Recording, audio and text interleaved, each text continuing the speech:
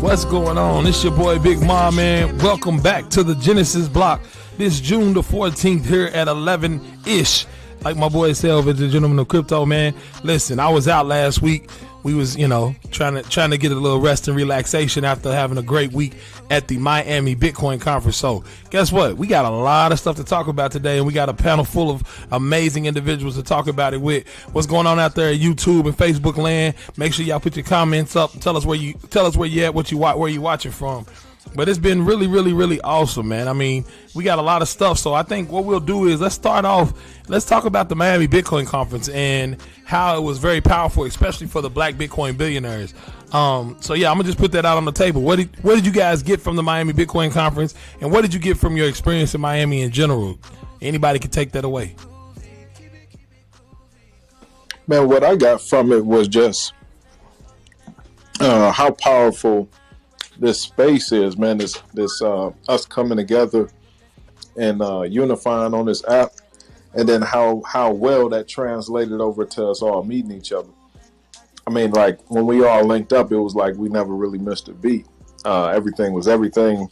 The energy was great. It was good catching up with everybody, seeing the different families. I brought my wife, different people brought their wife or husband, kids, all that. So it was dope, man. It was just like almost like a family reunion type vibe. Yeah, I love that part, man. That was my favorite thing about Miami was the love, man. And the love between, especially Black Bitcoin billionaires, people who didn't know each other. Because a lot of Black Bitcoin billionaires didn't buy a ticket to the actual event. They came to the Black Bitcoin billionaires event. So I just want to say shout out to y'all for that, man. It's been pretty awesome. So yeah, anybody else got some experiences from the Miami Bitcoin conference that they want to share? Go ahead. No, you can go ahead. I'll go ahead. No, go ahead. Oh, Queen Naja. No, you guys, I'm sorry. I think I got a little bit of a delay. But I was just so happy to see my folks at a conference. Like, it was awesome. It was awesome to see Black folks that was Black folks and not Black folks that didn't like Black folks. So, so I just really enjoyed myself, and playing basketball was the highlight. I think I really enjoyed the Bitcoin Classic. And so it was awesome. So I appreciate each and every one of you. We had a ball, and I'm looking forward to the next event. Oh, for sure. What's up, Corey? What was you about to say, man? You and Justin. I was going to say, I really enjoyed the conference, and one takeaway that I got was that this Bitcoin culture, this Bitcoin technology, this thing called Bitcoin is bigger than one personality. There were so many different people out there, different walks of life, different ideologies, but all meeting for that same reason, which was this movement of Bitcoin and how it's making life better. And it just made it clear that we're not hung up on who's at the front, who's talking to the media about it, who has the loudest personality, or who's the most charismatic. It's not hung up on one person, but it's really backed also by a large community of people that really believe in this technology, and that's helping it move forward. So that's one takeaway that I got from it. Man, my takeaway was the fact that it felt like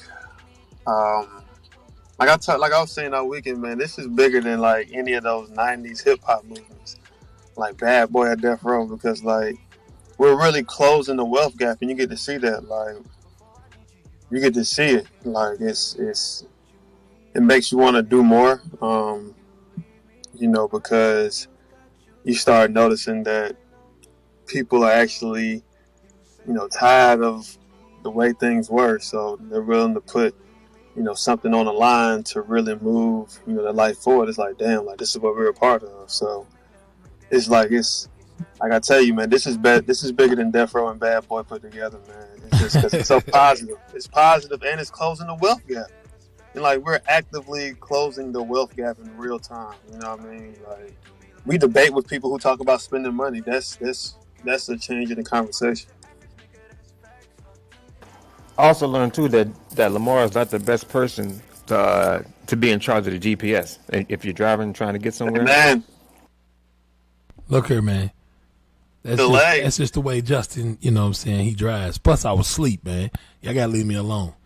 Exactly. Why you should not be the GPS person. I was falling asleep every time in the car because I don't sleep. That's the thing. So, yeah, Also, man. don't trust Lamar to let you inside the building after hours. Don't show up at 4 o'clock when you call me at 8. You know what I'm saying? Anyway. Anyway, man. So, one of the things I got from it, though, real talk, was that this conference, more than any conference I've been to in the space, was extremely diverse. And I mean from a standpoint of race, creed, gender. Like it was extremely diverse. There was a lot of people in there. I hear a lot of this news around it being a super spreader event, and a lot of people got COVID, which I mean you pretty much know that was probably gonna happen at some point. And I think a lot of people were trying to put a red mark on it for people getting COVID from it. But at the end of the day, it was like all of us. I don't think any black Bitcoin billionaires got COVID. So I haven't heard that. Anybody that came to our events, we have not had any reports of anyone getting COVID.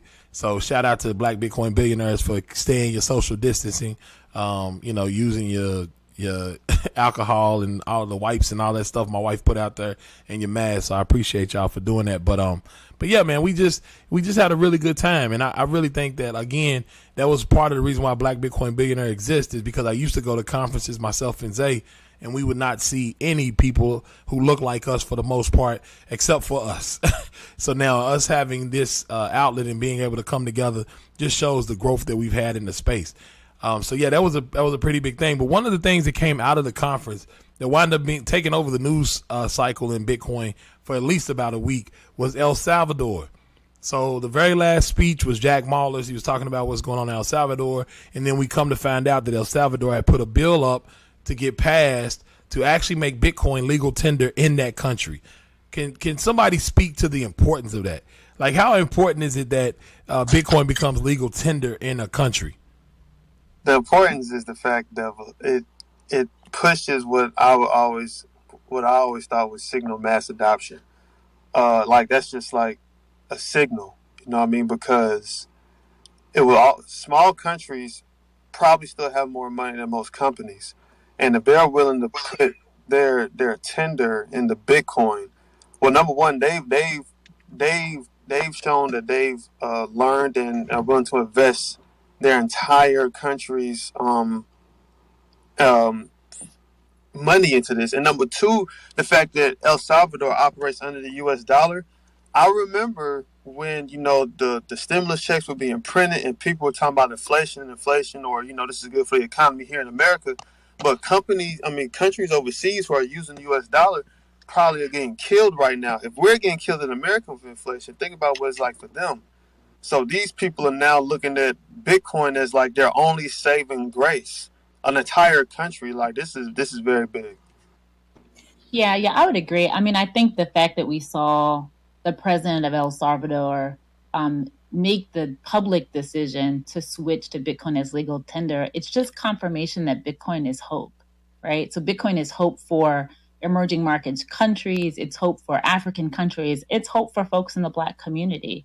El Salvador is one of those countries that has endured political and economic instability for years and years, in some cases at the hands of the West.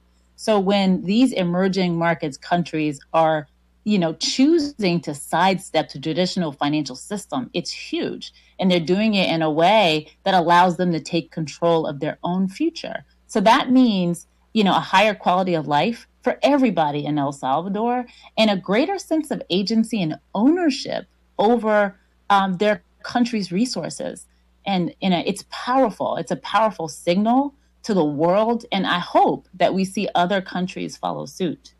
So, and I think that for me, Lamar, that was one of the biggest takeaways from the conference. For me, it was just confirmation that Bitcoin is hope, right? It's hope for a better and brighter future for all the folks around the world, including the United States, that have been marginalized by governments, by laws, by just inequity and unfair situations. Bitcoin is a path to a better and brighter future. And then just one more thing, like for me, Miami was a testament that we, people of color, Black people, need to take up space in this industry. We need to take up space, and we have a responsibility to write the story of Bitcoin in a way that is inclusive. The Bitcoin narrative traditionally has not been inclusive, but we're in a moment, like to Lamar's point, you've seen, you'd walk down, I walked around the conference, and it was amazing because most of the people that I saw were Black Bitcoin billionaires, right? And so we could see each other and acknowledge our presence. And so I just think we have a responsibility to take up space, to write our own stories, and define the narrative for Bitcoin as an inclusive financial system for the world. This is Charlene, and I'm done speaking.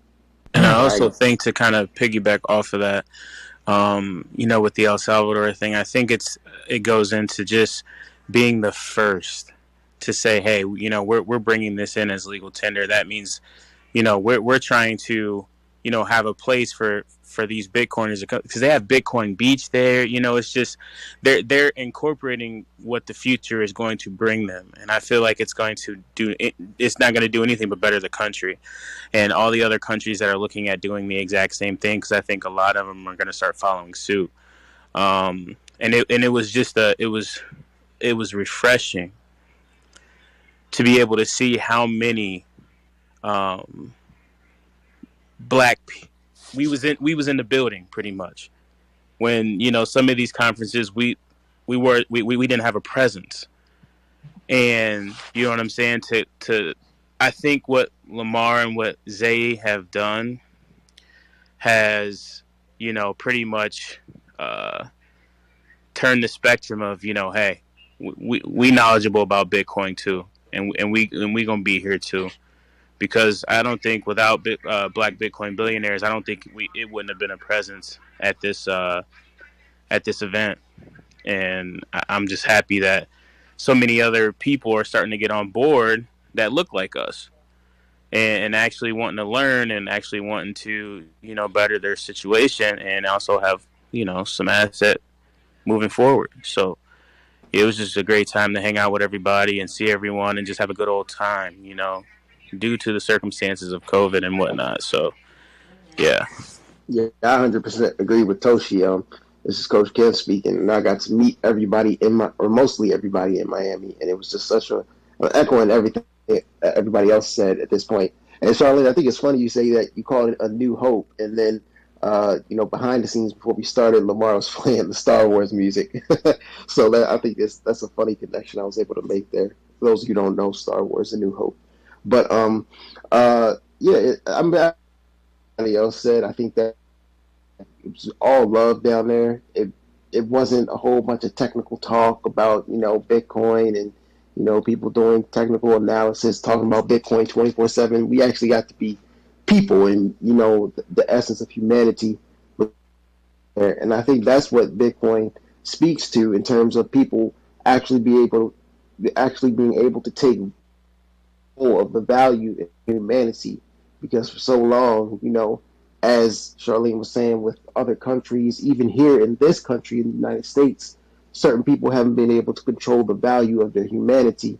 So in the spirit of, just friendliness, family, and humanity in Miami, that's what really makes this group all that much more special, because it's not just about the individual, but it's about, how can we, once we claim that, individual sovereignty and that individual control over our own value, how can we come together and collaborate? So I think it was this event right here was the first of many, and, they're only going to go get better. So I appreciate everybody who contributed and who made the experience such a great one. And I'm looking forward to the next time we see each other again. Coach Ken. Yeah, I think one of the things that the conference did was it established a foundation for the love that we can have for one another moving forward. And I think it brought a certain level of excitement. There was a seed that was planted that I think is going to grow and into an amazing tree of just access, knowledge, and love and curiosity within our own ranks, right? And I think that is what really made me extremely excited about the conference. But when it comes to El Salvador, I think that was also a seed that was planted. And I think it is a very crucial seed. And the reason why I say that is because we already see that some countries and the IMF are coming out speaking against them doing this as their own sovereign nation. Here we have a sovereign nation that has decided to accept a certain currency as legal tender, and yet here comes the IMF, and you start to realize why. Because when there is an entity that is so used to you being dependent upon them, and you begin to look for your own independence and your own ability to create your own wealth, then what happens is those people that were usually used to you depending on them, they start to get worried because dependence is control. And so for a nation state to accept this currency as their legal tender, and it's a currency that is not controlled by anyone and is only controlled by math, I think that actually threatens a lot of these entities that have used their power to basically bully a lot of these smaller countries into submission. And I think that, to me, is what the power of this El Salvador situation and decision is, right? Them as a sovereign nation made their own decision, and you got to ask yourself, why is the IMF all up in their business? And all it is they're willing to accept another currency. No one said anything when the El Salvador decided to use the U.S. dollar as their national currency. No one said a thing, right? Now all of a sudden you're using Bitcoin. Now there's problems. And I think that is going to tell us a lot. And that's the reason why that foundation that we set in Miami, as far as black folk, we got to realize that we're getting close to the rebellion. And we're getting close to finding those people who are part of this rebel alliance of us who all decided that we're going to have our own freedom and be able to access our own money and our own control in the same way El Salvador is doing it as a nation state. And when that happens, believe me, people are coming. I'm telling you right now, they're going to come with fear first. They're going to fearmonger you to death and tell you all of these different things, right? Tell you that, that Bitcoin kills babies at some point. But that's what happens when those that are in control wind up getting to a position where they're no longer in control, and they can feel you becoming more liberated. So just get ready for it. Yeah, one thing I want to add to that too, Lamar, is that a lot of people have been talking, like the traditional investors, the people at the top, like Warren Buffett, Jamie Dimon, they all spoke out against Bitcoin at first, but now they're slowly, not even slowly, but behind the scenes, they're making very large moves to, hold Bitcoin themselves and be involved in Bitcoin-related projects. Just 6 days ago, Warren Buffett put $500 million into a Brazilian bank that is very, very crypto and Bitcoin friendly.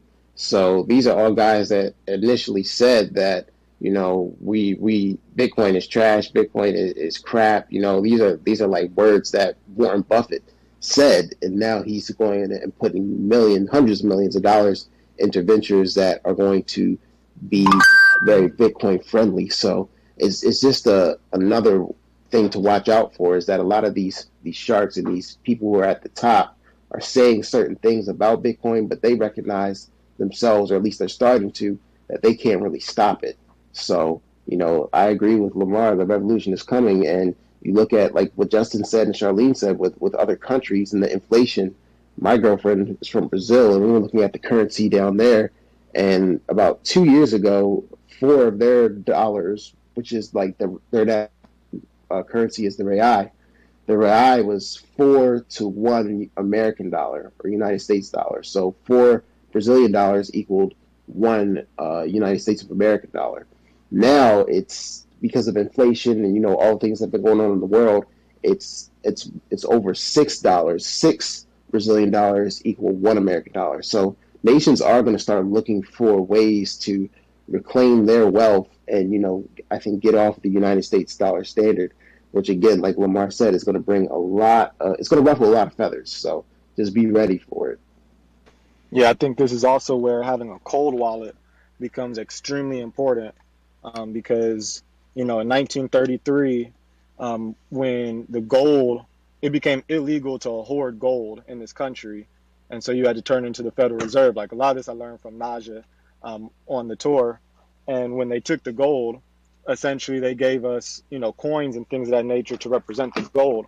And if you look at an ounce of gold, what it was worth back then compared to what it's worth now, it was about 20. I think it was like $20. Now it's like 2,000, in the sense where that's the appreciation of the hard asset. Whereas the U.S. dollar, if you look at what you could buy with a dollar then compared to what you can buy now, it goes down. So if they start to seize cryptocurrency from exchanges because different countries come together to make Bitcoin illegal, at that point they might give the US dollar equivalent of your cryptocurrency, but not the actual, scarce asset itself. So I think it becomes extremely important to make sure that you put your stuff on a cold wallet, because now you get regulators involved and taxes have to be re-examined now, because it's no longer, is it property or is it Forex? Is it foreign exchange? So there's a whole lot of discussions to be had. Nothing has been ruled yet, but going forward, it's going to be very interesting to see how this plays out, because like Lamar said, this is only the beginning. And I think the education that, the BBB has brought is really, really key, because the education is what keeps us sovereign, not just buying, because if it's on an exchange, they might be able to give you a centralized bank digital currency instead of the actual, Bitcoin itself. And I think a lot of miseducation is about to be coming out really soon, because it seems like they're trying to push these central bank digital currencies pretty hard. Yeah, that's really huge what CJ said. That's why we always talk about self-custody. And that's why even in El Salvador, they're going to have a digital bank wallet, but they're also getting those people in El Salvador to also try to get their own custody Lightning wallets, that they can self-custody with Lightning wallets. So I think it's going to be very interesting to see how this unfolds, because if you don't have your keys, you don't have your cheese. And yes, they may give you the digital currency, a central bank backed digital currency value, quote unquote, worth for your Bitcoin. But at that point, Bitcoin is global, and that CBDC is not going to be. They'll be tracking it everywhere it goes. So, yeah, just start thinking about self-custody. But, yeah, that's a really good point CJ brought up. But, yeah, who is that right there? That was me, Naja. I wanted to add to what CJ was saying. And just since the beginning of me being in this space, what I've always done is really just kind of sat back and watched what I would call the old crypto heads. And, of course, being in the space and doing what I do, I've been able to really get into some of these other circles to just kind of sit and watch and be a student of what's happening.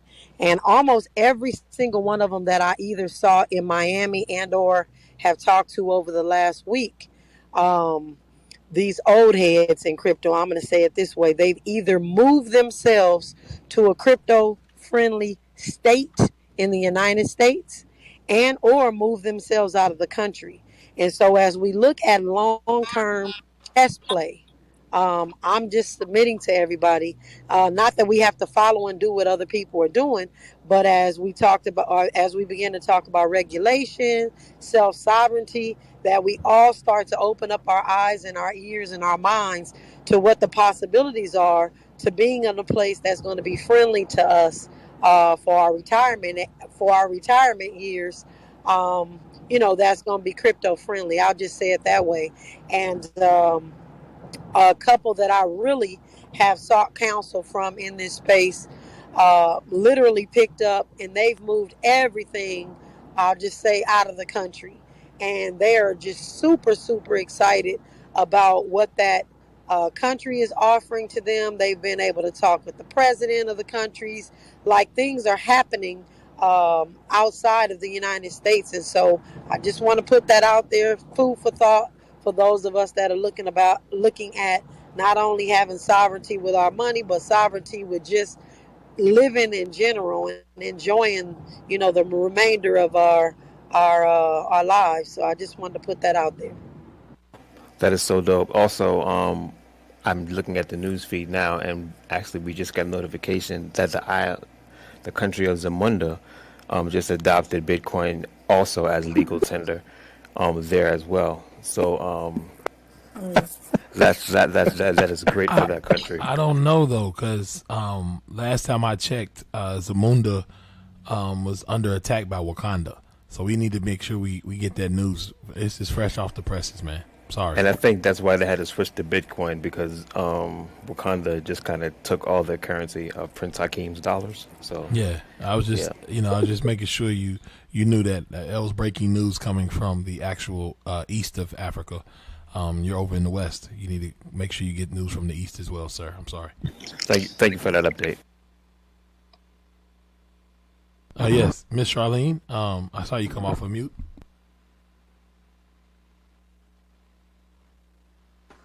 Hey, I was gonna say if nobody else was gonna speak, yeah, I think that El Salvador move plants that seed for that hyper Bitcoinization, and you know what I mean. Like for those smaller countries, like they're seeing like or gaining courage from each other. You know what I mean, to step out from under that dollar, and in order for that the dollar to stay that reserve currency, like they're gonna have to make adjustments. Well, not the dollar, but the countries. In order for them to stay in that same type of power, they're gonna have to make the same type of adjustments, or there's gonna be a huge paradigm shift in the way things are done. If you got countries that you know accept Bitcoin as legal tender, they move and operate and do business in satoshis, and you still have countries that are moving into moving with fiat. It's going to be a huge shift that happens there, and I think the earlier countries come on to that, which I think some of the small ones are seeing, the potential is there to be highly beneficial. Right. I would agree. This is Ian's down here. At the conference, which wasn't really talked about, there were actually three heads of state from island nations who attended the Bitcoin conference. So they want to have some information. They're looking into Bitcoin, and we're talking about El Salvador and kind of like the first domino to fall, with Brazil and Panama and Argentina, a couple of the congressmen that you see them with laser eyes. So it always takes that first one, to lay out the blueprint. But not just with the Latin American nations, you're seeing a couple of actual leaders from the island nations very interested in this. So it'll be very, very interested. It'd be interesting to see how this unfolds. But the other thing I wanted to say was I was just really happy to meet you guys. Definitely Charlene, Justin, CJ. I know we only had a short stint at the at the pool party, but it was nice to meet you guys. And just having the BBB shirt on and walking through the conference, people know who we are, right? We have our inside group and our connection, our tribe, but other people know about us too, and they say, "Oh, I love what you guys are doing. We need this. We need different demographics. We need different groups. We need different perspectives in this space." Obviously, when you looked at the demographics in the conference, it was very white and very male. But it takes groups like ours to sort of have our own perspective and our own angle. And the rest of the Bitcoin community, which I've come in contact, I talked to a lot of people, bumping shoulders with Robert Breedlove and Marty Bent, and him saying no, I really like what you guys are doing here. Please continue this, right? Because this is a global currency, so we need the entire globe to be a part of it, and it's not just white male. So I just love to see the respect that we got from the larger Bitcoin community and the recognition. So we're definitely making a head here, and so just appreciative to be a part of it. Yeah, and if I could add one last thing to what Ian was saying, he mentioned Panama, and that actually sparked something in my mind that I know is going on.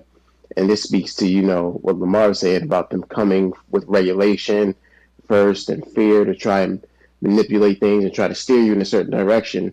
Right now, if you go and apply for permanent residency in Panama, you can actually get it pretty easily. It only takes $5,000 to put into an account, and you can open up a company there. Those are the two main standards, or two main requirements, I should say, that allow you to get permanent residency in Panama. But they are changing that, and they are changing that. It's either at the August 1st or August 31st. I'll look it up and get the correct date. But I know that if you want permanent residency in a place like in Panama in this instance, those restrictions, those requirements are going to change very, very soon, and you won't be able to get that permanent residency so easily. I think they're going to be moving it up to like $250,000 that you have to put into an account. You have to open a business, and then it's only like a 2 year residency. So the permanent residency, it may actually be going out of the window. So they are going to be making changes to the way that, or let's just say certain governments are going to be working together and putting pressure on other governments to make certain changes so that Bitcoin and, people being able to basically control their wealth and move around and do things they need to do to control their wealth. They're trying to put roadblocks in the way so you aren't going to be able to do that. So I know that's one thing that's definitely coming down the pipeline that's going to change within the next month and a half. So definitely be on the lookout. Don't rush into any decision, but definitely understand that they're moving faster and faster as they learn more about it and they realize they have to do something to put roadblocks in the way so they can maintain control at the top. And I just wanted to say what my husband wanted to say since he's listening in. He wanted to let you all know that at the actual conference, there was a booth there with a group of people that were getting people set up with their permanent residency or dual citizenship in different countries.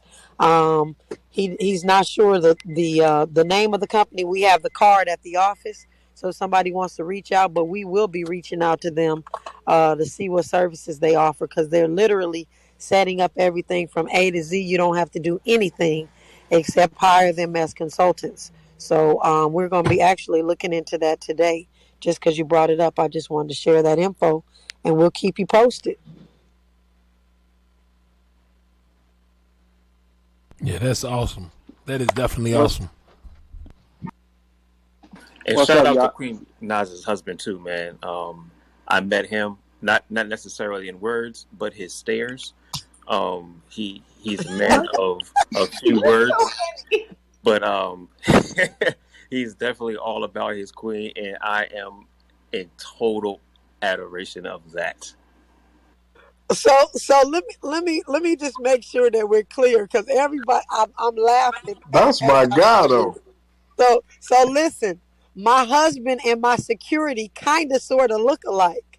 So a lot of people thought my husband was my security guard, but he was not. Okay. But my husband is a big old teddy bear. But my security guard is a bulldog. So. Okay. Well, whoever had their hand around my neck, that's the guy I'm referring to. Y'all are crazy.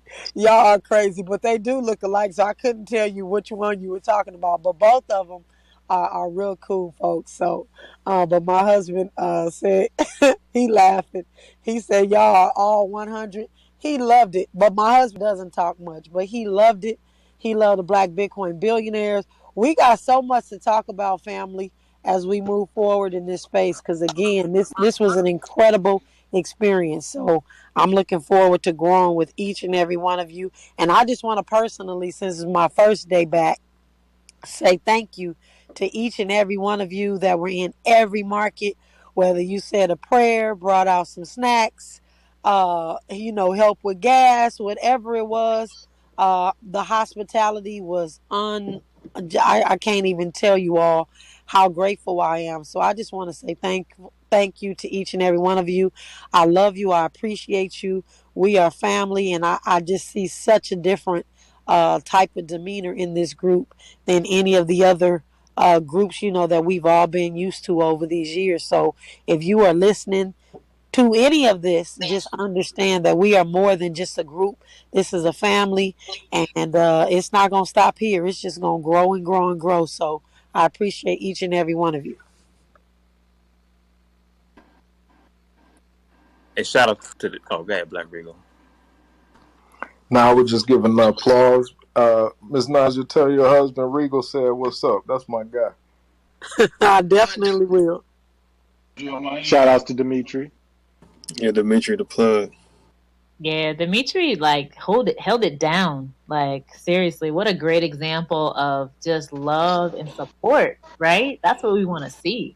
A spouse really being there to support the entrepreneurial endeavors of the other spouse. Such a great model for all of us to see. So thank you for that example, Miss Naja. Well, thank you. He said, since y'all gonna put my government out on the right, y'all been saying this man government, man. They didn't realize he's a black Russian, man. No, right? I have his fingerprints to prove it, like right around my collar. So it's Dmitry Gorbachev, really. But really, guys, I really want to thank you guys, man. We went on the trip. I just want to take time out to do a blanket thanks to everybody on this trip. Everybody showed much love. We went to different states. Lamar, the Black Bitcoin billionaire, everybody showed love. We want to thank you guys.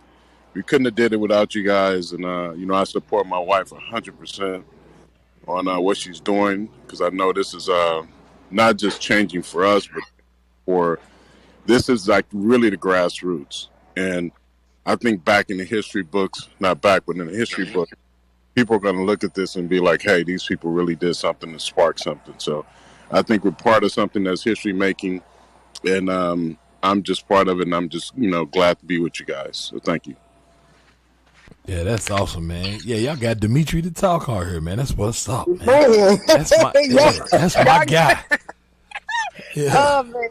Yeah, but yeah, as y'all can hear, man, everybody listening on the Genesis Block, it don't even feel like the Genesis Block no more. We done turned this into a family reunion too. But as you guys can hear, we've had an amazing, amazing time with one another and meeting one another's family, becoming more a part of an extended family, and also just getting so excited for some of the events that are coming up. My man, Dr. Sinclair, brother, Dr. the Reverend, humbly Sinclair Skinner, is having his inaugural. Oh, no, it's not inaugural. I guess it's what do you call it when it happens every single year? I can't remember. Perennial. It's a perennial. Annual. That's the word. Annual. That's the word. I couldn't think of it at the moment. See, that's why I got help. That's what happens. You get an assist. But he's having his annual Black Blockchain Summit September the 24th and the 25th. And I think that the Black Bitcoin billionaire are going to be there in spades, just like Coinda was there in the past. The Black Bitcoin billionaires, I believe, will add to that. That's going to be September the 24th and the 25th at Howard University. It's usually during the same time as the Congressional Black Caucus, so that we can all get in there and get in there and get out. And then if you want to be a part and hang out with the Congressional Black Caucus, you can be in DC at the same time. So yeah, he tends to do that around the same time. I think that's when it is. Maybe he didn't do it this time around but that's what he normally does. So yeah, just be prepared for that. I know Miss Charlene, I'm back from vacation, so Miss Charlene will be talking about doing some more stuff with Black Bitcoin Billionaire with Ian. Shout out to Ian for doing an amazing job with the media. He stayed back there like he was part of Fox News or CNBC. Black Bitcoin Billionaire, we are our own media conglomerate that we're building. Shout out to him for putting together everything that he was doing back there. And just shout out to everyone, Melissa for helping out with the event, Miss Charlene, Miss Naja, everybody. I appreciate y'all. But back to the news stories, right? So we talked about the IMF. Hold it, Lamar. Hold it. Up. Okay. Good morning, everyone. This is Granny Crypto, and I'd like to also give a shout out to the person in the background who is very quiet but very methodical, and that is Mrs. Lamar. She's there. She supports him. She's quiet, and you never know she's there unless you step over the line too far. Did you say they quiet? Say behind every great man, there's a great woman. So I'd like to give a shout out to Sharice for allowing us to use her husband daily, for everything. And thank you, Lamar. I cannot say thank you enough. Oh, well, thank y'all. Yeah, my wife, I don't know about quiet, Granny. Everybody kind of saw the firecracker. I know Justin did, and Miss Charlene. Elaine? Yeah. Firecracker or bomb? Yeah. Not quiet. My goodness. Yes, she don't play around. But she is quiet. She is very sweet. I love her to death. That's why, I mean, that whole trip we did last week was all for her. Like, real talk, just because she really wanted to get away. And my daddy gonna take care of mama. You know what I mean? Happy wife, happy life. So we were able to get away. So yeah, shout out to her for sure. I think the more we do stuff with Black Bitcoin Billionaires, she gonna make me do a getaway every other month. So we'll see. We'll see where we at next time. But yeah, I appreciate you guys, man. I appreciate everything. And Granny and everybody, man. It was just dope. It's just so dope. If you missed out on coming to Miami, listen to what I'm telling y'all, man. Y'all missed out on something huge. But the great thing about it is because we patient, because we consistent, and we always gonna stay together, you're not gonna miss out for long. So we're gonna have other events. Everybody is excited about that. We're gonna try to make sure we get some things going, bring some folks through. And we got people who actually want to help. So that's why I said, shout out to Miss Charlene, Granny, all of y'all, everybody who wants to get down. We're going to get this thing organized and get it going. So thank y'all. Outside of that though, like I was saying, back to the news real quick. So we were talking about the IMF. We were talking about what's going on with El Salvador, but then something else happened technically. I know my man T-Mac, he's been studying and teaching people in Bitcoin After Dark. T-Mac, what do you want to say about Taproot, bro? What do you think about Taproot? Lamar, real quick, this is Ryan. Before we get to Taproot, can I just say something really quickly? Ryan, how you gonna break it up like that, man? T-Mac, go ahead, Ryan. Go ahead, Ryan. What I was gonna say, we focus on El Salvador, but there's things that is happening in Russia. Russia is doing their de-dollarization thing, right?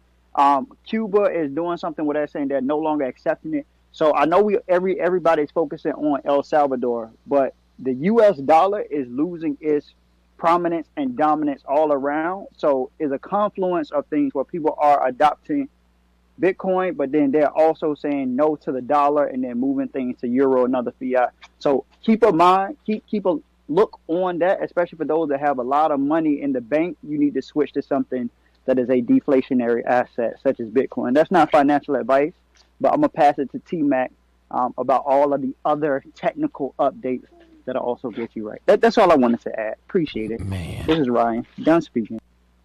Man, Ryan.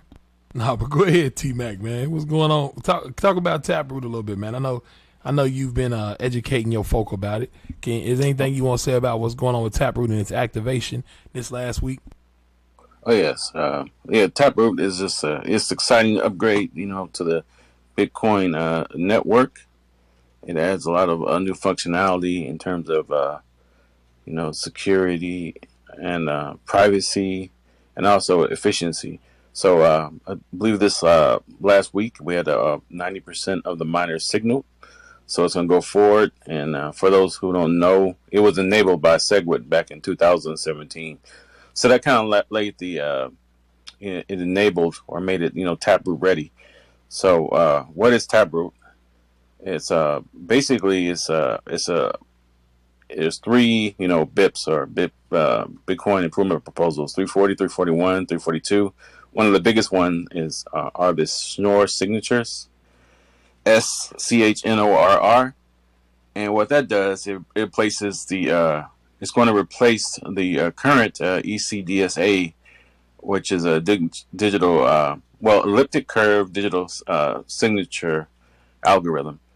To be more efficient in terms of space wise and along with the other BIPs, it's going to give it ability to have a certain degree of smart contract functionality. So I think that's pretty awesome. So Bitcoin is showing that it's just not the base layer. It's going to be able to have the functionality of a store of value, a payment system if you want to use it with the Lightning Network, where you can get instantaneous payments, and now you can have the functionality of smart contracts along with it.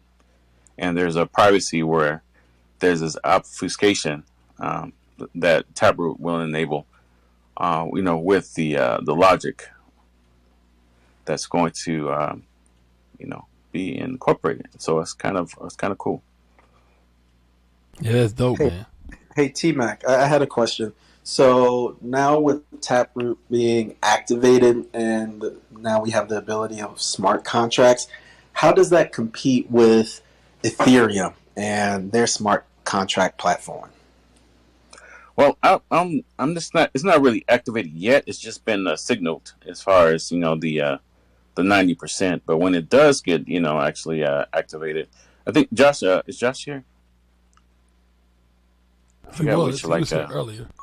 okay, in terms of like with the blocks, in terms of the comparison to Ethereum, as you know, like Ethereum is having its issues right now with just trying to get 2.0 going. There was they found a flaw, with the initial launch. So I can't tell you like side by side, what's the advantages or disadvantages versus Ethereum itself. I don't know, maybe Lamar can, but I haven't gotten that deep into it. I just know that about some of the improvements with Schnorr signatures, and also with the dealing with mask, which is that Merkleized alternative script trees. So Yeah, I think Got it. right now they're just gonna basically open up to be able to do some other things. It's still not like a Turing complete language like Ethereum is. You know what I mean? So you won't be able to do all the types of contracts exactly like you can do on Ethereum. But the truth is if you actually see what's going on Ethereum, you can't do a lot of the stuff on Ethereum that you would want to just based on like gas and those types of things. So, it's going to open up some more capabilities for Bitcoin itself.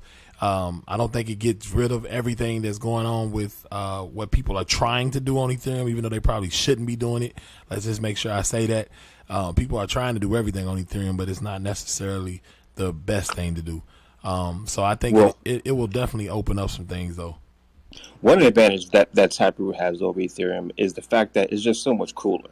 Aside from all the technical aspects that I can't talk about, like some people can't even pronounce Ethereum. I've heard Ethereum, and it's just so hard and complicated. But with Taproot, you can't mispronounce that. It's Taproot. It's easy to spell, Taproot, and that's one of the things that's gonna actually I'm messing up. I guess it's not that good. Sorry, but that's one of the things that's gonna put Taproot way ahead of Ethereum. And actually, I think with Bitcoin and Dark, what we wanted to get is some of our developers ready, and we would like to actually go over TapScript and do see how you can real time do one. So we hope to have some live demonstrations of that, and along with maybe a special edition where we're going to we'll put out a communication like what equipment you can get for around like $250 and set up a lightning node for who wants to participate, and we can do that together. Yeah, T-Bag, we'll talk. Yeah, that's a great idea, because I know there's a whole bunch of us who are trying to understand the nodes and the lightning networks and Taproot.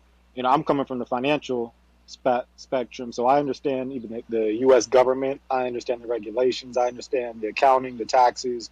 But when it comes to the technology, man, I'm like a little baby. So I'm trying to learn as much as I can. So if y'all can put something together, that'd be really awesome. Lamar, I'd like to ask you, is there a possibility before the YouTube and Facebook group is off for us to make a couple of announcements about stuff that we have coming up for the week? Say it one more time, Ms. Naja. It said, is there an opportunity for us within the... Say it one more time, I'm sorry. Is there an opportunity for us before the YouTube and the Facebookers get off for us to make an announcement about some of the new things that we're doing for the week on the Black Big? Oh, yeah, for sure. Yeah, for sure. What's going on? Go ahead and make the announcement, sister. Yeah, it looks like she just got on the phone. Like somebody called her right with his time. The busy lady. That is so funny. She's like, yeah, can we make this announcement? I'm sorry. I was going to ask if we can make the announcement, and then it was my neighbor, so I had to make sure my house wasn't burning down. Justin, can you tell us what you got coming up tonight? Is Justin there? Yeah, I'm here. Before I do that, I want everybody to PTR and see my latest tweet. That was too funny to me. So tonight we have from Bars to Bitcoin. We're Miss Naja and myself. And, of course, we're going to do it the BBB way. Look to teach and educate as many people who are formerly incarcerated, or they could be presently incarcerated, or, they might work with organizations or have loved ones who've been to prison. want to teach them all about Bitcoin. So if you know anybody, and I'm sure we all do, invite as many as you can to this talk we're gonna have tonight at 8 o'clock. We're trying to break Clubhouse, so invite as many people you can to please come out and support, and just be a part of the change we're trying to continuously always do in Black Bitcoin Billionaires. Yeah, I think that's big what you guys are doing because, as we know, if it comes to the incarceration rate in the United States, it drastically affects the people of color, the black men, the Hispanic men, and I think, I listened to one of the interviews that Bitcoin Vegan did with Pomp, and he had talked about like the stamps in prisons, and man, when I heard that, that's huge. So I think if we can educate the people who have been incarcerated, I think that'd be huge because most of them are probably in there because of money issues. So if you can figure out a way to educate them in a way that's peaceful and that actually is good for the world, I think that's enormous. And I think that's extremely undervalued. So I appreciate you guys for doing that. See, here's the thing, man. We appreciate you too, CJ. Thank you. So I just wanted to say this too. My man Toshi Tino's up here. Shout out to Toshi for the design of the Black Bitcoin Billionaire stamp shirts. It's going to be some more cool designs coming out real soon. I'm about to turn off all of the ability to buy the old shirts. So you won't be able to buy the old designs anymore as of today. So if you did not get it in, I'm so sorry for you, but we are going to, it's going to be over with for these shirts. And then we're going to move on to the next one. So I can't wait. It should be really cool. We should have a good time. And with the new design. So if y'all want to support, that's the way we've been supporting. Some of those funds definitely went towards the house and also went towards Miss Naja's tour. And we'll do the same thing with any other money that come in from these events. Of course, Toshi gets a piece because he's the designer. We make sure everybody gets taken care of in that way. And then from that point, we split that bread up amongst the people. So thank y'all, man. Appreciate y'all supporting. But the old designs, somebody just made an order while I'm saying it. Y'all quick on it, boy. Hold on, I'm trying to shut it off right now. y'all fast. Nah, bro. Yeah, they said I'm getting that thing right now, boy. It's funny. They hopping in line like Jordan, man. Yeah, that was quick. I'm trying to shut it off right now. So, but yeah, man, we appreciate everybody who supported. It definitely helped a lot with what was going on with the tour and everything like that. So I'm sure Miss Najwa was very appreciative of you guys supporting everything, and I can't wait to the next one. And it looks so good, man. I'm getting hit up from everywhere. How do I get those shirts, man?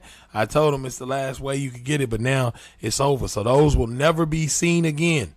You know what I'm saying? That version of those shirts will never be seen again. The next ones will come out. I think we're gonna have a shirt in the hat again. Toshi, is that what it is? Is Toshi here? Toshi. Yeah, we're gonna Sorry about that. Yeah, it's gonna be a shirt and a hat as well. Maybe even some face masks. Yeah. Yeah, so that's gonna be a beautiful thing, man. But yeah, outside of that, let's get to some questions because we've been trying to cut the Genesis block a little bit shorter as of late. So I don't have any questions over here on Facebook outside of can you post the link for that event for the Black Blockchain Summit? I'm not sure the link is up yet. My man Sinclair, that's inside baseball type stuff. He just told me, Lamar, go ahead and announce it, let folks know. So I don't know if they have the link up just yet, but usually everything's real nice and organized. So I'm sure it'll be coming soon. Let me see. Hey, Lamar, can I say two more things real quick? No. Okay, sir. Yeah, go ahead, man. Go ahead. You good. Hold on, before Coach goes, I want to talk about Taproot. Y'all crazy. Go ahead, Coach, man. Go ahead. Y'all trip. But what I was gonna say is two things.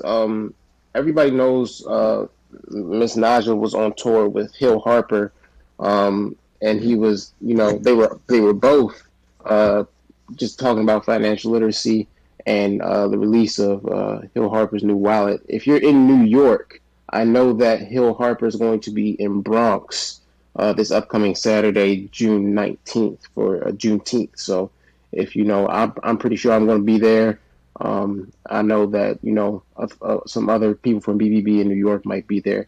So if you're interested in that, you can definitely check that out somewhere in Bronx. I'll put it in my bio somewhere. But also, I wanted to welcome Chad. Chad is down there on the stage below. I invited him up to talk. Chad and I talk a lot, and he's informed me on a lot of different principles of Bitcoin and has been a strong mentor so far to me. He hasn't even done much. He didn't realize it. Coach Ken. Yes, sir. Are you yes, adding sir. people to the mix? Who's Chad? Who are you, Chad? Coach Ken, it's your first day on stage. Who's Chad, man? It ain't my first day. How y'all doing? I just came up. Ken invited me. Don't let him intimidate you, Chad. Coach Ken. What in the world is going on here? I thought this is the Genesis block. I'm out 1 week. Ryan's interrupting the middle of the production. Coach Ken up here bringing people up randomly, add new moderators. I don't know what the heck's going on the Genesis block. What happened? Let me explain, sir. Let me explain. Yeah, you're going to have to definitely explain. I don't know who Chad is. I don't know Chad from the bottom of my shoe. Chad, who are you, Chad? Please introduce yourself. There he goes. There we go. How y'all doing? Been in the crypto space since 2015. My main job is I'm a business manager for a few athletes. Been a quiet listener to everything you guys have been building over here at the Black Bitcoin Billionaires. Again, definitely want to say congratulations for the new wallet, but also the donation from Square. Mainly a fly on the wall, but one of the things that I'm trying to do. My main client is my older brother, who teaches financial literacy but plays for the Falcons as well at UPenn. And what he's done is they've created this, kind of like a locker room between players, as players are, no one wants to be that next jock that goes broke. And it's like we have this 8-part professional athlete development. Hold on, Chad. I'm ready to kick you and Coach back to the crowd. I'm moving both of y'all down right now. Like, real talk. Because y'all really straight up made this a commercial. Like, real talk, man. Like, this wasn't what this was for at all, man. Like, if for anybody else, don't do that, man. We trying to get the Genesis block going. We waiting for questions. Listen, don't do that, man. Anyway, let's go on and get these people up who have questions. Let me go on and get the folk up who got questions, man, please. Lamar. Yeah, what's up, man? I have a question about wallets. Yeah, go ahead, Corey, man. I only have a question about wallets, man. Let's get this thing going. Yeah, for sure, man. Let's go. Like, that was crazy. I ain't gonna lie to you. I ain't used to that. All right. But yeah, anybody who has raise your hand. Come on up on stage, man. Let's see. Open it up to everybody. I don't think the hand raising. Yeah, now the hand raising's open to everybody. Anybody got a question? Please raise your hand. Yeah, there you go, Mr. Hugh. There we go. Now we got some questions coming through. Miss Naja, you there to handle these questions? Yes, sir. Yes, sir. Lord have mercy, Miss Naja. I'm here. I've been gone for just a little bit. I don't know what the heck that was right there. That was kind of wild. I ain't gonna lie to you. That was wild. I'm here. Question, Mr. Hugh. Welcome to the stage, Mr. Hugh. Thank you so much for inviting me. I think I have a couple of questions. The first question is, Bitcoin went down, right? So my question is, suppose someone had a certain amount of Bitcoin, and at the price that it went down, if they were to have bought, say it was just 30,000, and they said they had 10, and if they bought 20, would they have a full Bitcoin? I'll help you out with this, Mr. Hugh. I'm going to just take a second and hopefully this will help you understand. Let's say you bought a house for $10,000, a 3 bedroom, 1 bath house, Mr. Hugh, and it was $10,000. Now, the community around you just started being phenomenal. They started putting Starbucks and Whole Foods, they started building up around you, and now that house is worth $1,000. You don't have any more of a house than you had before. You still got a 3 bedroom, 1 bath. The value of the price of the house just went up. Just like if you bought that $10,000 house and everybody start shooting and killing and burning down everything, and the property value dropped down to 5,000. You still have a 3 bedroom, 1 bath house.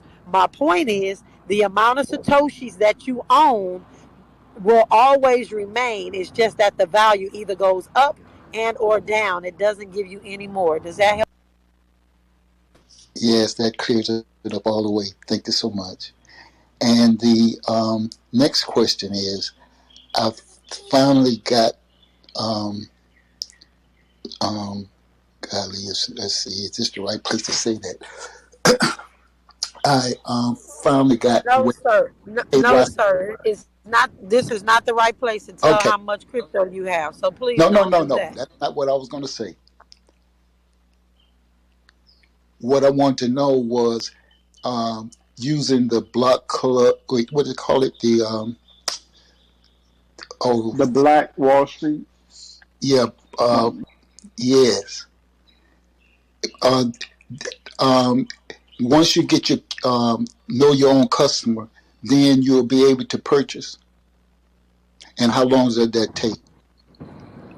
Yes, sir. And what I'm going to ask you to do is just reach out to me independently. Anybody that has a question about the Black Wall Street wallet, just reach out to me and I'll send you over to the customer service, because the Black Bitcoin billionaire space is not, we're not going to Okay, go through the wallet on this platform. But just reach out to me. I'll make sure you get your questions answered and take good care of you. All right?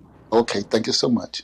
You are And Miss so Naja, welcome. Miss Naja, just to Yeah. clarify, when you say reach out to you, how, which They way? can they can send me a text message to 424-317-7373. Again, um 424-317-7373, and I promise you we'll help you get through any issues that you're having with the wallet. We'll direct you to the right customer service. All right. Thank you so much. All right, Lamar, back to you. Yeah, I'm over here on the good old Facebook, and I don't have any questions except someone said they pay for their Hulu ad free. All right. Cynthia, are you available? Cynthia? Oh, I'm sorry, y'all Are you- couldn't hear me. I said the. Oh, I'm sorry about that. It's the only thing that I have over here is somebody named Jonathan Woods said they pay for their Hulu ad free. So, so they were making a joke about the cats coming up here talking about their 8-step program or whatever it was. So yeah, that's the only thing I got over here on Facebook. all right. Well, we're going to go with Miss Cynthia. Miss Cynthia, welcome to the stage. Thank you, and good afternoon to everyone. Thank you for sharing your phone number. I would definitely reach out to you in reference to the wallet. I do have a question. I'm still new to the space. I'm learning, and I was able to make a purchase, and I'm trying to transition it from the exchange onto the cold wallet. But what I'm trying to figure out is, and I'm probably trying to do too many steps, is I wanted to make another purchase, but are you able to purchase something from the exchange? Um, so in a nutshell, and I'm sorry for the confusion. I was trying to purchase a miner, and in order for you to do purchase the equipment, they said that you only can have Coinbase or Binance, and I have neither one of those. So what's the workaround in order for me to try to, do I have to use those two platforms in order to make the purchase, even though I don't have that account? Well, I would be, first of all, I'm not, I'll let one of the minors talk about it, but my first red flag was they shouldn't be telling you what platform you have to have in order to buy a piece of equipment. So I would be skeptical first and foremost about that fact.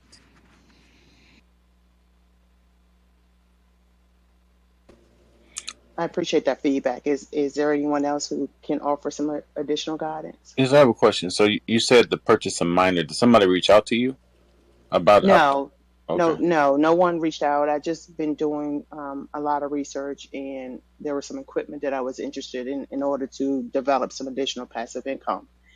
And I looked on, went to the website, was interested in making a purchase, but when you go to do the purchase, because it's still new, I'm used to like Visa and MasterCard. I know that sounds crazy, but of course it was cryptocurrency. But when you go to do your checkout, you had to do the checkout either with Binance or Coinbase. And I understand, Black Coin Billionaire BBB stands on Coinbase. I wasn't familiar with Binance, but again, when you're new, you don't want to keep giving your information or open up all these, Yeah. I would say, accounts. And so I just felt, like I was just trying to reach out just to figure out, is this the right thing to do? Yes, and then you can buy mining equipment with US dollars. So that's the first thing. So, there are lots of places that you can buy it depending on what type of coin you want to mine. But I would suggest we have a mining room that typically happens on Tuesdays. It's Tuesdays, I believe it's at 8 a.m. Eastern Standard Time. I'm not sure if you've spent any time in that room, but you might want to pop into that room from time to time because that might help you get started. Typically I don't know if you're looking at an ASIC miner or if you're mining helium, but you should be able to drop the name or the brand that you're looking at in Google, and you will get a number of different places that you can buy a mining equipment. And you shouldn't Okay. you shouldn't need Coinbase or any kind of coin platform to buy the equipment because it's essentially a computer. You're literally buying a computer. So there are lots of places that you can buy them. I'll do that. One of the things that I've learned or take away from being in this community is that, you guys always refer us directly to the vendor. And so that's what I was trying to do in lieu of going to like an eBay or something similar. So I would definitely take that advice and look into Google. Yeah. Have you been a part of our mining room? Have you joined our room? It's every Tuesday. Yes, I've gone there, and I know that you guys haven't had it, and I know you were working with Bunny to set it up when she returns. So I will continue to remain patient. Yeah, and I'll also recommend Compass Mining. So you actually don't have to have your own sort of mining rig yourself. They actually host like the hardware, and all you have to do is just have to pay like the electricity fees and all that. But they have like a full warehouse of like mining equipment, and you'll just like pay them for the electricity. So if you didn't want to go through all the technical hardships and all that, there's different hosting companies where you can do that. Okay, great. Thank you. I appreciate you sharing that information with me.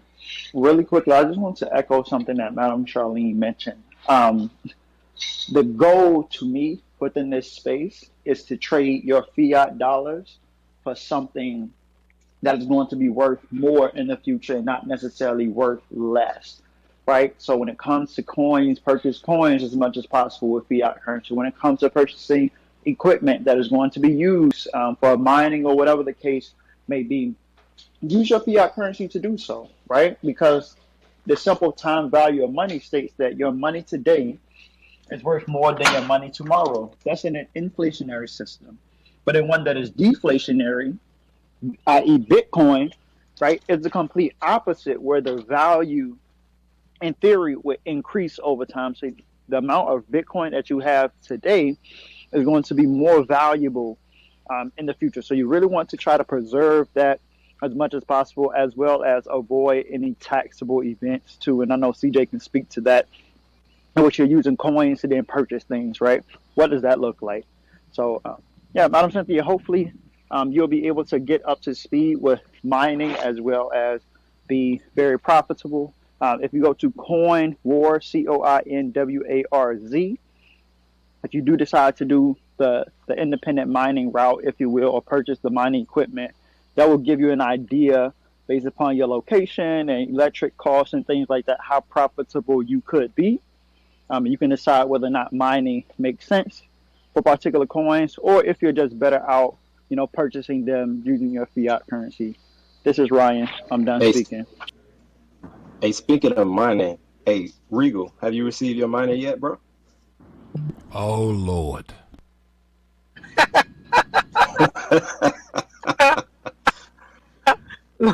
Lamar, back to you. Man, look. Please do not bring it up on this stage. Look, can we get this Genesis block over with? Can we get it going? Like, get it good? It's the craziest Genesis block ever. We done turned into a reunion. Everything done happened. All right, Los Hoyos Car. He said usually. So it's a two-part question. It says, is the weekly mining room canceled? Last night, T-Mac had several parties interested in this. Usually listed under Tuesday, but cannot be found under the BBB and Clubhouse. So does anybody know what's going on with the mining room in the BBB? Yeah, I can speak to that. This is Charlene. So we had a couple of, so that was typically run by Gabriel, Bunny, and then one other guy. I think we're just working with some scheduling inconsistency, so that's why we haven't had it. But we'll work on trying to get to a better time and a date, because it sounds like this is something that the community is super interested in. So we had some scheduling difficulties in roping in one of the mods. So we're working on that. Thanks for that feedback. And just to add to the confusion of today's show, after the show, there'll be no choir rehearsal. No choir rehearsal for the main choir after the Genesis. Can we mute him? There will be a repass, though. We'll do the repass because you might be hungry because, it's 12:15 lunchtime. Oh, absolutely. My God. So we got Wakanda and Zamunda. We got choir rehearsal. We had an 8-step program to be a better athlete. We had somebody mining, and I'm not even going to bring up the name of the miners because all it is a way for China to get all your data and information. This is the Genesis Block, a show about discussing Bitcoin and the news around it for the week. Lord have mercy. All right, Miss Naja, I think it's back to you. Yes, sir. It is definitely back to me. Next, we have Carla. Welcome to the stage, Carla. Carla. All right, Carla. Trying to advertise. Yeah. Oh my God. See, that's what I'm gonna say right here. You know why this Genesis block is all the way out of the way? It's because Dimitri spoke today. Dimitri, you are not allowed to ever speak again on the Genesis block, ever. Because it's just too much crazy stuff happening today. Well, since we all in trouble for announcements, y'all, Crypto Kids Camp starts next week. I got a mixtape coming out next week. It's fire, bro. Bro, y'all let it DM me BBB for the discount code for the course. Oh, I'm selling chicken sandwiches after today's show.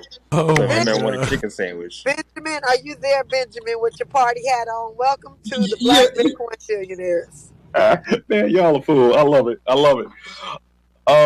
So number one, thank you so much. And even listen to the questions. I just got something. Thanks for hooking me up with the Compass Mining, because I'm going to go do that. I already have a bunch of miners in my garage. But my question is, based on everything in the current market of everything, what do you guys think is going to be the next country to flip?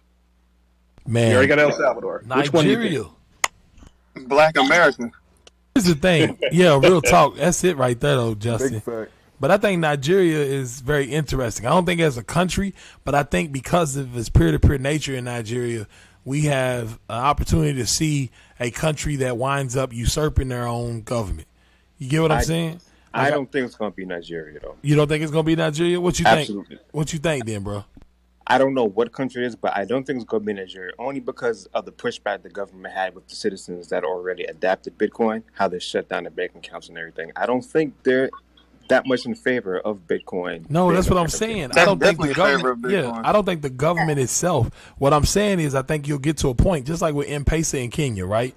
Like the government had nothing to say about M-Pesa basically becoming legal tender without them saying it was legal tender. It just became a peer-to-peer currency that they started using amongst themselves, and then it wound up becoming ubiquitous.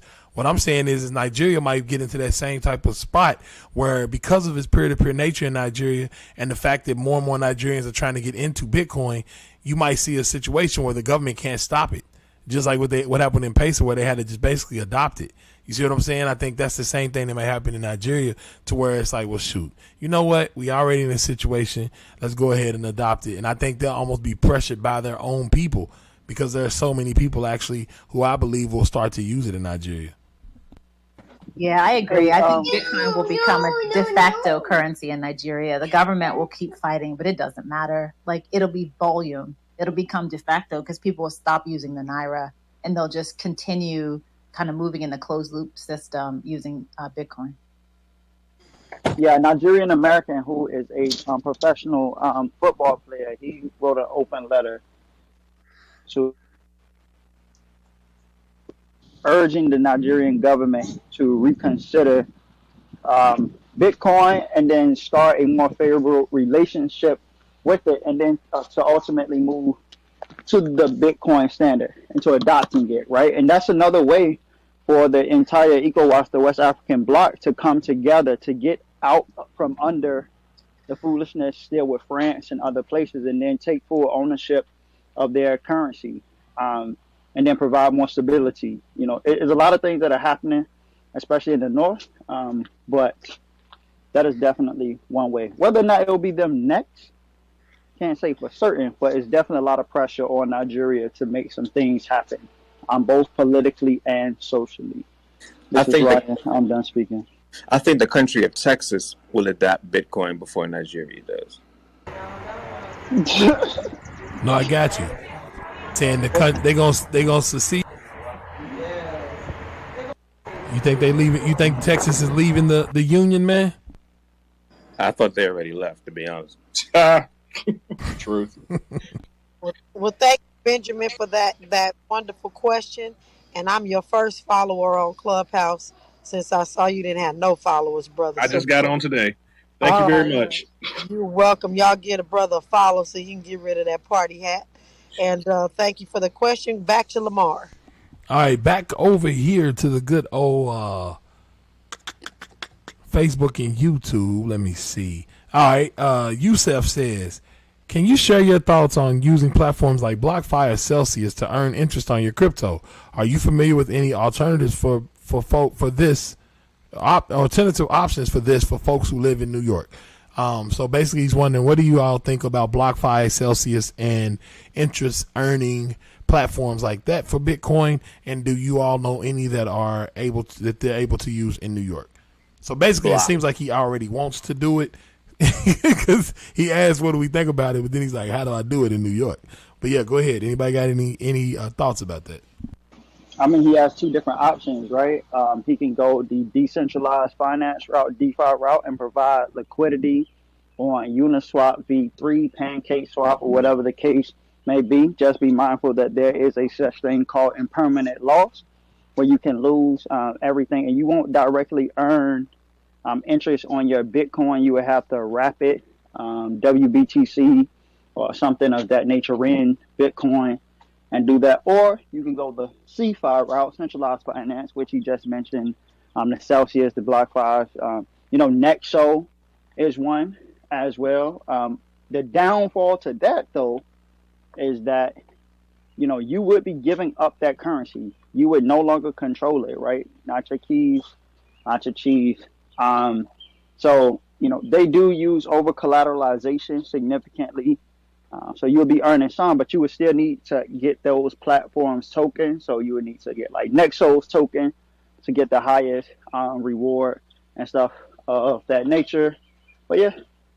those are Those are your options. So you have to decide whether you want to go the DeFi route, CeFi route, or no route at all, in which you continue to have the private keys and fully control your Bitcoin and not allow others to do so on your behalf. This is Ryan. I'm done speaking. Thank you, Ryan. I That know we is. always hear about. Oh, go ahead. Whoever that is, go ahead. I was just going to add to Ryan just before you forgot information. That was great information, Ryan. But one thing you do have to remember, and you always have to add into that step, is you always have to write a letter of apology to the legacy that will not be able to get that Bitcoin, because the DeFi platform that squandered your Bitcoin in an accident lost it. So you definitely want to write an apology letter ahead of time, just in case that happens. And on that, my got to write an apology letter to his future. He was one of those folks that went and got one of those loans last. As much money as he kept throwing at it, the price of it. So Miss Naja doesn't know she is she is breaking up. Miss Naja, you're breaking up really bad. So I'll tell her she's basically talking about her son was using one of those platforms, and the price of Bitcoin dropped rapidly, and he wound up losing his Bitcoin because they reassessed what he had there based on the value and the amount of loan to value, and they wind up taking his Bitcoin. And so she's saying her son has to write a letter to his legacy because he was using that platform to get a few coins, and they took his coins basically. So that happens. When your loan to value gets out of hand, they might call you, basically margin call what you have and take your coins. So you got to be very careful about all of that, and he wasn't able to get them back. So just know that when you're doing it, basically what you're doing, when you're putting that money up, a lot of times if you're borrowing against it, that's what happened in that situation. He was borrowing against it. You're putting that money up and you're borrowing against it, and at the same time they're taking that money and rehypothecating it and lending it to someone else anyway. So you just have to be careful about all of that. But yeah, it's risky, and the question is it worth the risk to get another 6%, right? Is it really worth that? So back to you, Miss Naja. Thank you, sir. I appreciate you. We are now on Victor, and Victor, that was me muting you out because your background was pretty noisy, but are you available to talk now? Yes, I am. Apologies. Where I am now is a bit busy. I wanted to contribute when you were talking about Nigeria because I'm a Nigerian in Nigeria. Well, the situation in my country is that a lot of millennials are into Bitcoin, and they're doing it quietly because the government seems to frown at it somehow. I hope I'm audible enough. Hello. Yes, sir. Yeah, we can hear you, Victor. We can hear you, brother. Okay. So the government seems to frown at it. So, but a lot of people are into it, doing it quietly, but no one is really talking about it. But personally, I'm a social media influencer. So with the knowledge I get from the BBB, I try as much as I can to also speak out to educate people, on the situation of things. That's that. And then the political situation in the country, it's very, very unstable. That's why I think the government might not really pay attention to it. I've read the letter from the NF, the footballer day in America, I think is from my state. I've read his letter, but the truth is, the political situation in Nigeria will not allow politicians to listen to that. I mean, it's just an open letter. Apart from that, my country, we are very, very political. So when except such letter comes from a politician, then they will pay attention to it. But if it's just an ordinary person, I mean, they won't just pay attention to it. But yeah, it's growing on a very slow pace, but then it's still working. Talking about government adoption is going to take some time, but then guys are doing it. I personally, I'm trying to start an e-commerce business in which I'm going to accept Bitcoin. Yeah, so that's that. There are other young guys that are doing things online, perhaps e-commerce, and they have this option of accepting Bitcoin. You can pay through the Naira, or you can pay through Bitcoin. So it's growing. It's growing. I'm rooting for you, Victor. I'm rooting for Nigeria and Bitcoin. So. No, thank you. Yeah, and thank you, Victor, for your input. We appreciate you. Keep us posted, okay? Sure, I will. All right, thank you, sir. All right, Lamar, we're back to you. All right, let's see. Glenn Kelman, this is just a statement more than it is a question. He says, Lamar, I wish you guys could reach out to our Black Caribbean governments and peoples to guide them and assist with their crypto education as another means of wealth building for their families and communities. I mean, I guess the easiest way to do it is to get those people that you know in those Caribbean islands or Caribbean locations to actually join the Black Bitcoin Billionaire and get this great information free every single day. I was just in a Caribbean island. I was in another Caribbean place earlier in the year. I'm looking for places down there.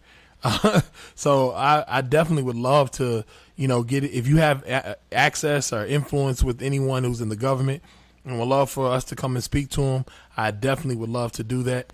I think it is something that is extremely powerful, especially for some of the people in those nations that are unbanked and don't have access to basic banking facilities. So I think that's a really awesome thing. But yeah, we definitely would love to reach out if you have connections, Glenn.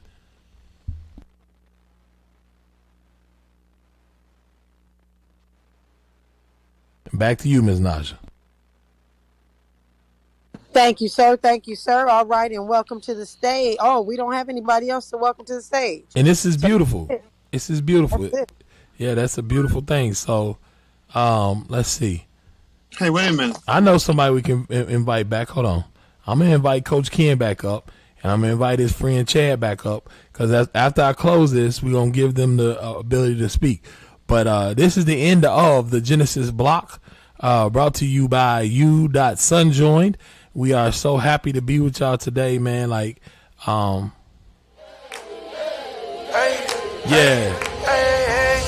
This is the Genesis block here on June the 14th. This was a very, very, very interesting day for the Genesis block. Welcome back, everybody. We was on a 1 week vacation, and now we're back, and I'm so glad to be with y'all.